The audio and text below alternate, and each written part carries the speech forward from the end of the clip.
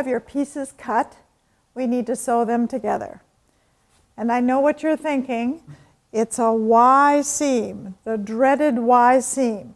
But don't hyperventilate because it's 120 degrees, it's a big wide angle, and it's easy to do. You just have to know how to do it. So we're going to take two pieces, lay them right on top of each other, and sew from the outside edge to the center and stop at 1/4 inch. And I don't do a back tack at this point, but I do leave the threads a couple of inches long.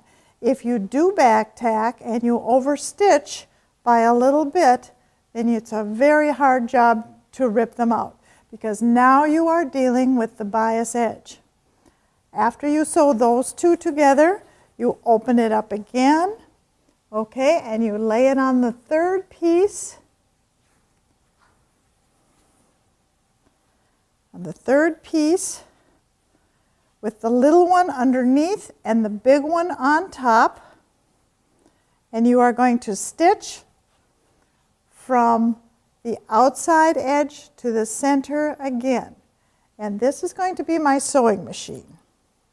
A few pins in this side towards the center, and you are stitching from the side where you can see where you stitched.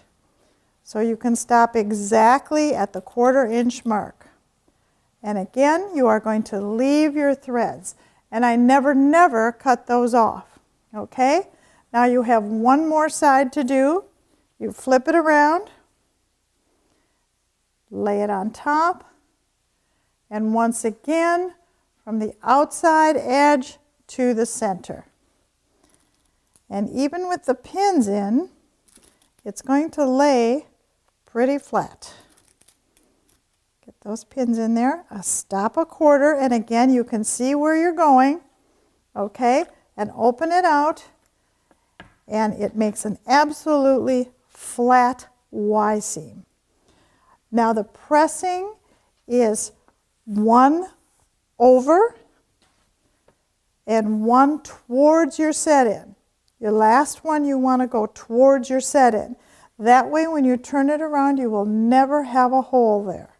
And in case you can see your thread from the other side, you still have your little threads here that you can give them a little yank, and they tighten right up. And then you have your 60-degree diamond with straight edges all the way around the outside edge. Okay, off to the sewing room again.